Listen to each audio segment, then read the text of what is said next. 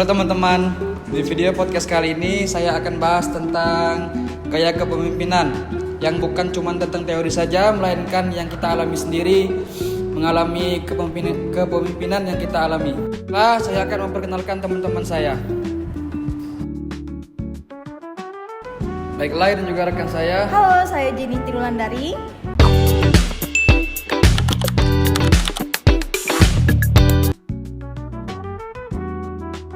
Baiklah, ini rekan saya. Halo semuanya, saya Elsa Olivia.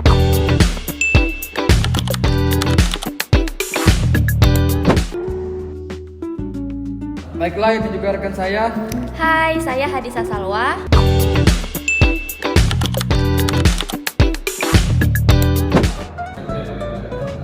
Baiklah, ini juga rekan saya. Halo, saya Nena Netika.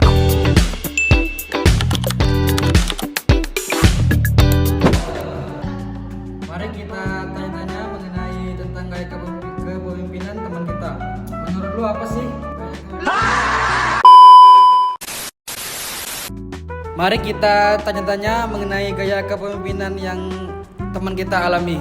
Menurut Anda, apa sih gaya kepemimpinan yang Anda alamin selama ini, atau mungkin ada cara terbaik untuk mengatasi gaya tersebut agar menjadi lebih baik?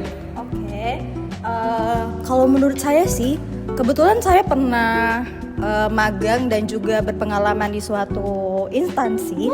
Jadi kita nggak usah sebut instansinya ya, tapi di situ gaya kepemimpinannya lebih ke cenderung, cut dulu Cok, aku lupa namanya. Otoriter sih, karena kayak lebih ke pemimpinnya itu lebih menyendiri dan dia menyelesaikan dirinya sendiri. Jadi kita tuh sebagai karyawan ataupun orang yang magang juga nggak ikut nimbrung ataupun ingin mengeluarkan ide-idenya itu. Jadi ada baiknya juga, karena kita kayak nggak terlalu banyak mengeluarkan ide sih, tapi kayak kita nggak terlalu berpikir aja jadinya. Itu. Kalau menurut kalian gimana? Kalau saya beda sih. Saya pernah ngerasain gaya kepemimpinan demokratis. Jadi kita tuh diajak diskusi dulu buat ngambil suatu keputusan. Menurut gue tuh menurut saya ini bagus sih, karena kita ngerasa lebih dihargai. Dan juga kita tapi kadang kita butuh waktu untuk mengambil keputusan, apalagi banyak yang berbeda pendapat. Kalau kalian mungkin?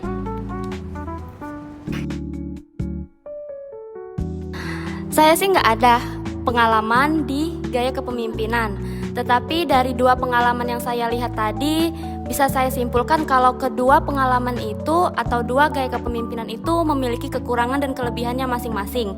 Contohnya aja gaya kepemimpinan yang otoriter tadi, yang bisa digunakan kalau kita ingin mengambil keputusan yang mendesak. Dan untuk gaya kepemimpinan demokratis itu sendiri, jika kita membutuhkan ide dari karyawan atau kita ingin bekerja sama dengan tim. Ada pendapat lain? Kalau ditanya mana yang paling baik, sebenarnya tergantung situasi dan kondisi. Gak ada satu gaya yang paling. Sebenarnya kalau ditanya mana yang paling benar, paling baik salah. 2000 years later. Sebenarnya kalau ditanya mana yang paling baik, itu tergantung situasi dan kondisinya. Gak ada satu gaya yang selalu benar. Tapi menurut aku pribadi, pemimpin yang baik itu yang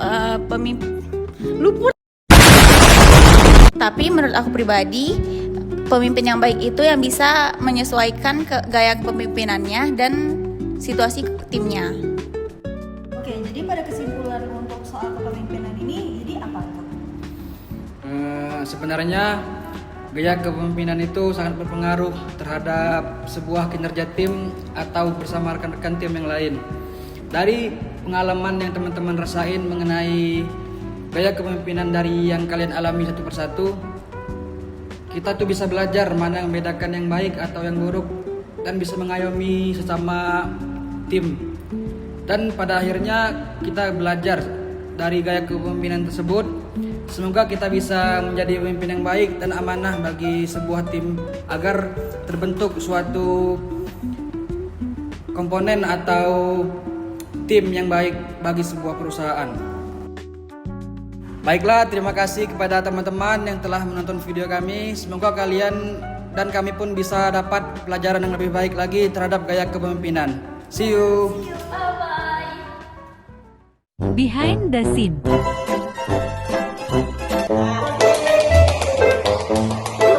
Nggak terekam. Oh, dia.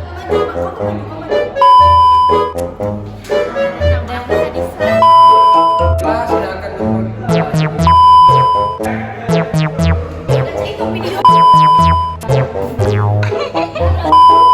kalian jalan.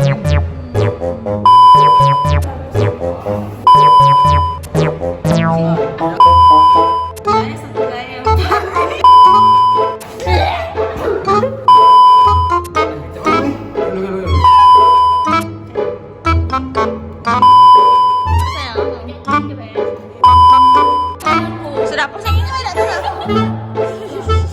Zaman kami tidak hati yuk yang kayak ini.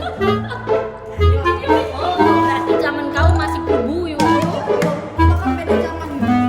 Ayo kelas kamu. Yang kelas baru. Jadi samoi.